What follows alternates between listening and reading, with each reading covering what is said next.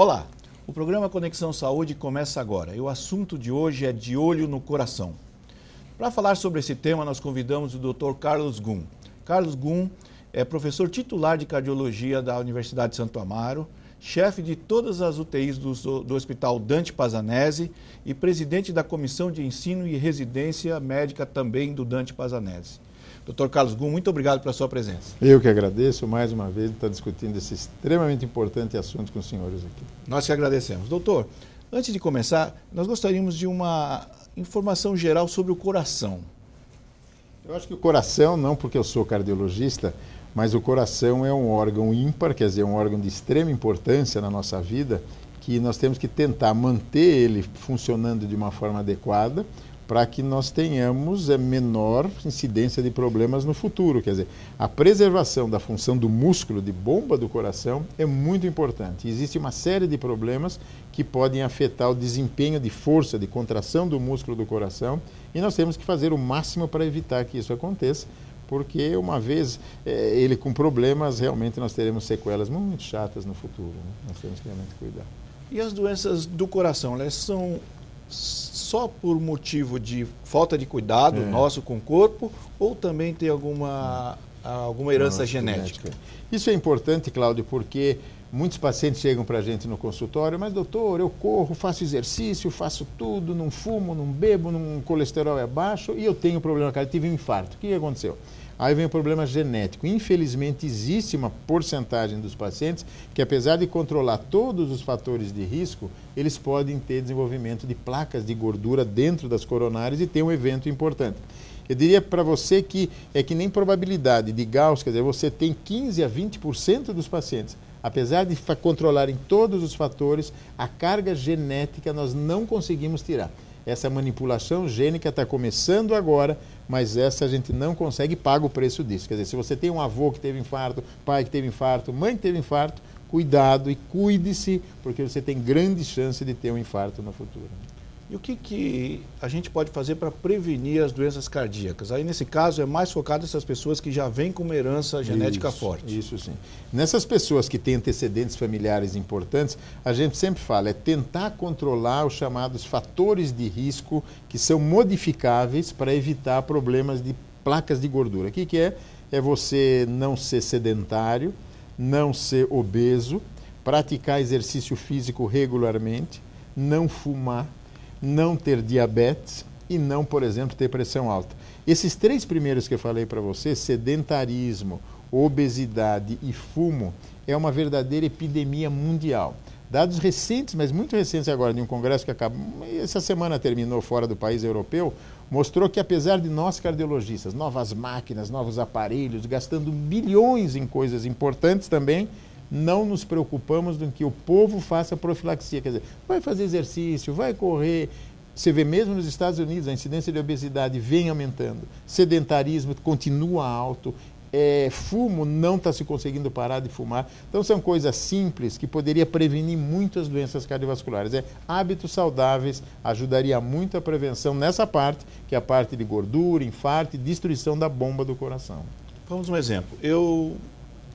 Vamos supor que eu não tenha nenhuma herança genética, faça exercício regularmente, eu ainda corro um risco de vir a ter uma doença? Bem menor do que se você não tem. Por exemplo, você não tem nenhuma atividade, herança genética e faz tudo certinho, é menos de 1% de você ter um evento cardíaco. A gente fala que você vai ter eventos que nem uma pessoa normal, que é 1% ao ano, 1,5% ao ano.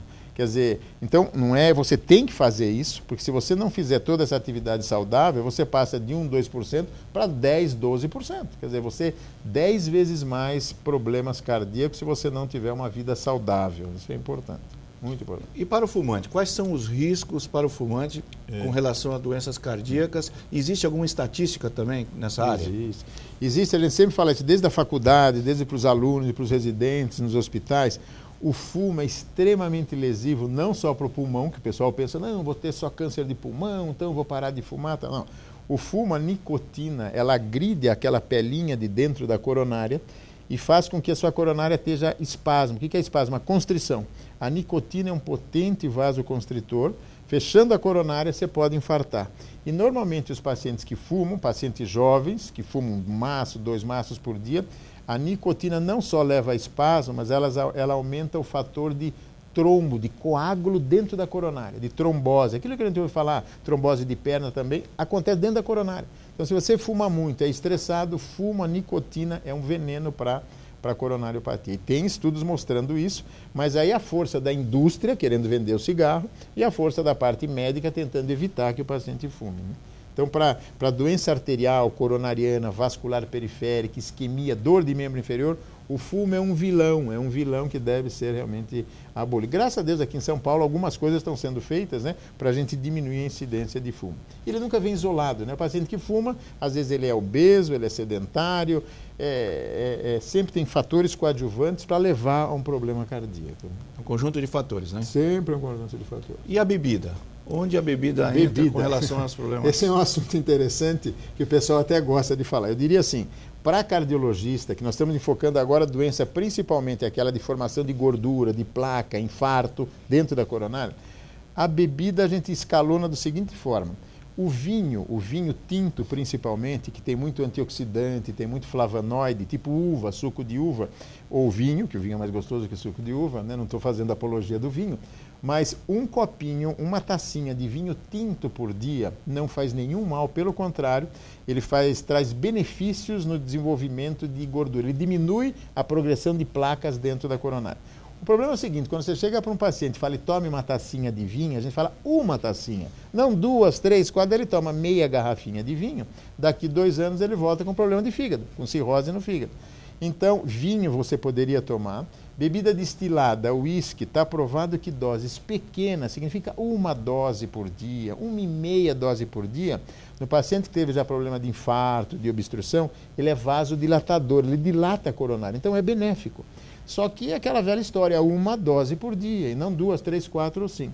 A pior bebida é a cerveja, cevada, aumenta triglicérides, aumenta colesterol. Então, em ordem de escalonamento, vinho interessante, uísque um pouquinho menos, né, não tão bom quanto o vinho, com o vinho, e a cerveja deveria ser evitada, né? Então, não precisa proscrever totalmente bebida desse tipo, né? Doutor Carlos, nós preparamos uma matéria sobre esse tema. Vamos assistir? Ok. Pode rodar, por favor. Com o tamanho de um punho fechado e cerca de 400 gramas de massa, o coração é a base do funcionamento do sistema circulatório. Qualquer desajuste pode provocar sérios problemas e muitas vezes a morte súbita, especialmente em homens e mulheres acima de 40 anos. As doenças cardiovasculares são responsáveis por 29,4% de todas as mortes registradas no país. Embora os homens sofram mais de doenças cardíacas, o número de mortes entre as mulheres acaba sendo maior. Eu acredito que, como tem uma diferença entre a mortalidade em relação ao tempo que o paciente é atendido no hospital, e já tem estudos mostrando que a mulher demora mais para ser atendida no hospital do que os homens, eu chego a crer que isso talvez não seja o único fator, mas seja um fator muito importante, que seria a falta de credibilidade na queixa da mulher em relação à queixa do homem. Ao sentir os primeiros sintomas, o paciente procura o médico, mas nem sempre é diagnosticado um problema cardíaco, o que pode colocar sua vida em risco. Teve uma noite que eu senti uma dor muito forte no peito, não sabia o que era, né? Fiquei passando mal a noite inteirinha, né? E só de manhã é que eu fui ao hospital.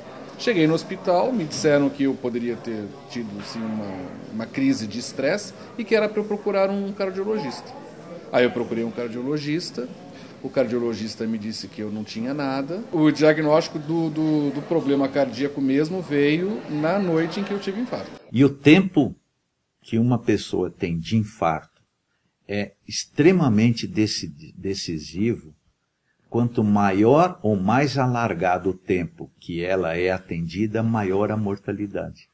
No caso das mulheres, a possibilidade de transferir seu mal-estar para outros problemas como o estresse é ainda maior e, por isso, quando descobrem que o coração está doente, encontram-se em estágio avançado. Então, quando a gente coloca com a evolução do atendimento, das drogas, da substância, mesmo assim a mulher continua morrendo mais. Quer dizer, o problema não é o remédio, o problema não é o coração, o problema é a cabeça de quem está tratando essas pessoas. As mulheres também demoram, porque o que eu ouço delas é que não adianta reclamar.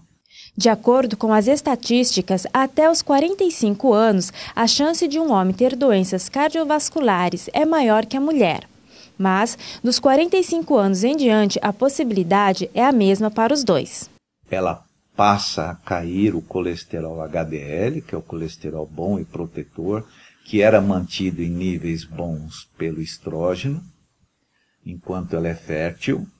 Então isso acontece mais ou menos na idade de 45, 50 anos. Se ela tiver, a chance dela de encontrar um destino não muito agradável é maior do que um homem. Então toda mulher deve, aos 45 anos, começar a visitar o cardiologista. Doutor Carlos, nós vimos na matéria um paciente que foi ao médico, o médico disse que ele não tinha nada. Primeiro ele teve alguns sintomas, achava que era estresse, foi ao médico e o médico disse que ele não tinha problema nenhum, mas na realidade ele estava infartado. Qual que é o problema? Existem casos que o indivíduo, vamos supor, ele tem baixos fatores de risco, então é um indivíduo que faz esporte, não tem fumo, não tem nenhum fator de risco importante, e às vezes tem um desconforto pré-acordar e vai para o pronto-socorro. Chega no pronto-socorro, às vezes ele não tem aquela manifestação típica da doença do coração, de dor no peito, você fica na dúvida. E pelos exames clássicos hoje, fazer às vezes um eletrocardiograma às vezes dá normal. E o indivíduo pode ter até um infarto com eletro normal. Isso existe, mas não é tão prevalente. Então existem hoje, às vezes, técnicas um pouquinho mais sofisticadas, que eu gostaria de salientar, que são pacientes que a gente chama de baixo risco, que ele não deveria ter problema, ele faz esporte, e pode às vezes ter aqueles extremos da curva. E hoje saiu o que se chama tem aqui no Brasil, é uma tomografia de coronária de alta resolução, que você pode instalar isso no próprio pronto-socorro, e a gente chama que o valor desse exame, quando é negativo, 100% dele não ter doença coronariana. Então isso ajuda muito, porque às vezes o médico às vezes não tem tanta experiência na clínica, e às vezes um exame complementar como esse pode realmente afastar o problema e mandar o indivíduo para casa tranquilamente. O problema qual é desse? Custo. Custo é extremamente elevado no nosso país. Mas isso talvez com a disseminação da técnica deve abaixar. São ferramentas novas que surgem para pegar esses casos, às vezes no limite, né? Nós também vimos na matéria que quando se trata de doença do coração na mulher é extremamente crítico. Por quê, hein? A mulher é especial, né, Cláudio? Estou brincando, mas é assim. Mulher, ela tem até seus, como foi visto na matéria, que até seus 45, 50 anos, ela é protegida pela carga hormonal que ela tem de estrógeno, que faz com que o colesterol realmente fique em taxas menores e protege a mulher até essa época. Tanto é que até essa época 4 homens têm doença coronariana e 1 mulher. A partir dessa idade as coisas começam quase a se igualar. E a mulher sempre os sintomas a gente não negligencia, por causa que nós sabemos que ela tem pouca doença, isso ficou cultura médica, mas ela, depois dessa faixa etária, é tão grave quanto o homem. Hoje ela é exposta aos mesmos fatores de risco, e quando ela tem problema, o problema é mais grave mesmo, porque as artérias são menores, os vasos são mais finos, entopem com mais facilidade, ela é mais obesa, mais diabética, mais sedentária. Então, mulher com doença coronariana, só para você ter uma ideia, falece 2 vezes mais do que o homem no hospital, se os dois internarem com o mesmo infarto. Olha como é a gravidade. O procedimento é de mais risco, pode ter mais complicações. Então a gente não deve negligenciar e fazer com que as mulheres, depois de uma certa idade, 40, 50, façam exames periódicos, né, para tentar afastar isso.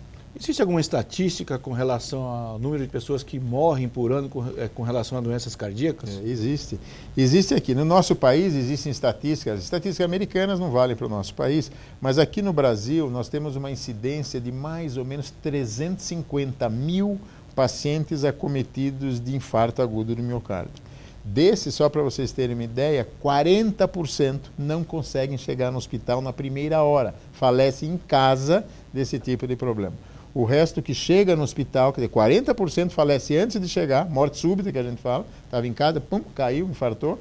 E os que chegam, a mortalidade em termos de Brasil, eu diria na fase hospitalar, está em torno de 8 a 10%. 8 a 10%, dependendo do centro que você está. Tem hospitais, às vezes, que a gente trabalha, que essa mortalidade pode chegar a 14%, 15% às vezes. E a doença cardíaca, ela pode ser consequência de uma outra doença? Pode ter doenças, às vezes, metabólicas, doenças endócrinas, problemas de tireoide, problemas, por exemplo, só de diabetes, que afeta o problema do coração. Doenças do pulmão, pacientes pulmonares crônicos tal, afetam também o coração. Quer dizer, claro que o coração é um órgão só, mas ele recebe influência de várias coisas. Pacientes, por exemplo, com problemas de rim, afeta o coração, deixa o coração hipertrofiado. Então, ele sempre sofre influência de uma série de outros órgãos, né? Embora seja um órgão importante, mas tem várias doenças que secundariamente afetam o coração, com certeza. Doutor Carlos, quantas vezes por ano uma pessoa deve procurar o cardiologista? Poderia brincar aqui com você, Cláudio, venha toda semana que o consultório da gente fica cheio, mas não é por aí. É assim, normalmente se o paciente não tem nenhum fator de risco, é um indivíduo saudável, depois dos 40 anos, pelo menos uma vez ao ano, é interessante ele fazer um check-up cardiológico no sentido de fazer a profilaxia do problema. Então, um indivíduo que não tem fator de risco, depois dos 40, se você é um hipertenso, é um diabético, pelo menos 2 vezes ao ano, de 6 em 6 meses, você precisa fazer dar uma checagem no que está acontecendo, porque senão você é pego de surpresa num evento muito grave que pode ter um problema sério no futuro. Então, eu diria 2 vezes por ano em quem tem fatores de risco. Às vezes o indivíduo já teve problema, já fez uma ponte de safena, já pôs um stent no peito. Nas fases iniciais, às vezes você tem que ver de 4 em 4 meses, depois vai liberando. Mas a média, eu diria, para o indivíduo saudável, 1 vez por ano, profilático. O indivíduo que já teve um evento que está bem de 6 em 6 meses, depois existem casos particulares, né? No sentido de aproximar ou não o problema, né? Os sintomas da doença cardíaca, eles podem ser traiçoeiros? Quais são os sintomas e quais são aqueles sintomas que o indivíduo talvez não perceba, mas que possa estar apontando para uma doença cardíaca?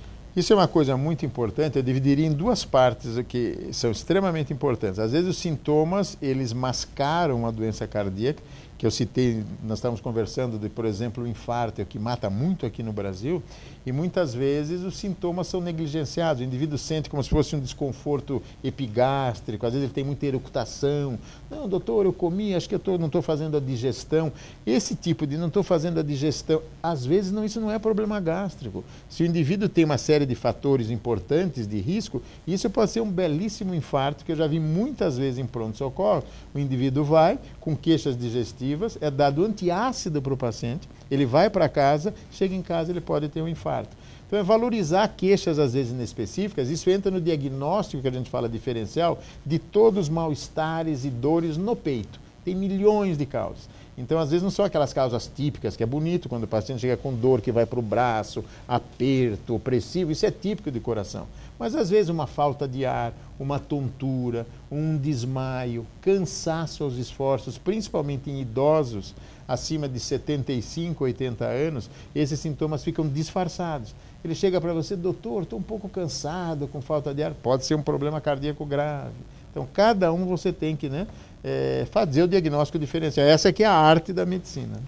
Quando o senhor fala em diagnóstico, só o diagnóstico, só a conversa com o paciente, o exame de sangue, tudo isso é suficiente ou existe uma série de exames que a partir de um determinado período, de uma determinada idade, são imprescindíveis? Eu diria para você que a gente, desde que começa a aprender na faculdade, a gente nunca pode perder de vista esse contato clínico com o paciente, uma boa história, um bom anamnese, um exame físico bem feito, para você extrair realmente uma hipótese diagnóstica. Só que eu sempre falo, hoje nós estamos vivendo a chamada medicina defensiva, quer dizer, às vezes você precisa de uma série de exames complementares para afastar realmente todos os problemas, porque se acontece alguma coisa, você foi no cardiologista, o cardiologista falou que está tudo bem, ele saiu e tem um problema, às vezes pode ficar do ponto de vista, até do ponto de vista legal com problemas. Então, hoje, só a clínica por si só não consegue ver todas as nuances. Então, entram exames sofisticados, desde os mais simples, raio-x, eletrocardiograma, tomografia, coisas importantes que ajudam na prevenção e no tratamento também dos problemas do coração. Então, eu diria que 40%, 50% é, como você falou, clínica, um bom exame, remedinhos, mas existe a medicina diagnóstica que ajuda, complementa o diagnóstico e o tratamento, principalmente. Com essa mudança constante de médico, de plano, na realidade o ideal seria que um paciente fosse acompanhado durante vários anos pelo mesmo cardiologista. Esse seria o plano ideal. Seria, porque olha, é impressionante, isso que você falou é super importante, que às vezes a gente conhece o paciente há anos, você já sabe como que é a clínica do paciente, cada paciente tem sua nuance, não se encaixa no livro, o livro é bonito na teoria, na prática as coisas variam de pessoas para pessoas. Seria o ideal, porque dá mais tranquilidade tanto para o médico como do paciente. Eu já sei que aquele paciente que às vezes vem com uma dorzinha na ponta do dedo, para ele pode significar alguma coisa. Então tem várias... Agora, infelizmente isso não é realidade. Às vezes você pega um paciente que vai para outro, vai para problemas de convênios, problemas econômicos, mas seguir o seu paciente cronicamente, você evitaria com certeza uma série de problemas para ele no futuro. Esse contato é super importante. O que é arritmia cardíaca, doutor? A arritmia cardíaca que você está citando é uma coisa bastante importante, o próprio nome diz, o coração não bate no ritmo certo, é arritmia, então está descompassado. Em vez do coração bater certinho, ele começa a bater de uma forma diferente, e às vezes esse bater de uma forma diferente pode ter essas chamadas arritmias graves que levam à morte. Tipo que a gente chama duas importantes, que é a chamada fibrilação ventricular, taquicardia ventricular, que se você não tomar cuidado e não fizer o diagnóstico, o indivíduo tem morte súbita. Ele tem morte súbita e alguma coisa precisa ser feita para controlar essa arritmia. O que o paciente vai sentir? Ele sente palpitação. Ele está em casa, de repente o coração dispara, para de disparar, dispara de novo. Varia de quanto para quanto? Normalmente a nossa frequência varia de 60 até 100 batimentos por minuto. Então de 60 a 100 é normal, mas tem gente que de repente você vai para 140, 150, volta ao normal, ou fica muito baixa, 40, 30. Por exemplo, no Brasil é muito frequente que passa sintomático, às vezes pacientes chagásicos, que têm arritmia importante, pacientes jovens que têm distúrbios de condução. E hoje tem técnicas muito interessantes para fazer o tratamento disso de uma forma, às vezes, não invasiva. Você poderia falar um pouco sobre essas técnicas? Existem Eu falo principalmente daquele paciente crônico, daquele que a arritmia... É difícil de controlar. Isso. E esses pacientes que a gente tem, às vezes, a gente administra remédios, fármacos, e você não controla a arritmia e tem o risco potencial de morte, hoje são técnicas que a gente chama de queimar, eletrofulguração, isso daqui é uma coisa relativamente simples, é como se fosse um cateterismo, você passa um cateterismo que vai no coração, e lá dentro do coração ele dá choquinhos, como se fosse queima os feixes anômalos, e isso controla a arritmia, sem precisar abrir o peito. Na minha época tinha que abrir, fazer toracotomia. Hoje, com técnicas de cateterismo, você identifica o foco que está surgindo a arritmia e queima isso e trata, o paciente fica totalmente livre e vai embora no outro dia. Faz num dia o procedimento, no outro dia ele vai para casa. São técnicas modernas de eletrofulguração. O programa Conexão Saúde fica por aqui. Dr. Carlos, muito obrigado pela sua presença. Eu que agradeço mais uma vez estar aqui contribuindo. Obrigado. E você, continue ligado na nossa programação. Até a próxima.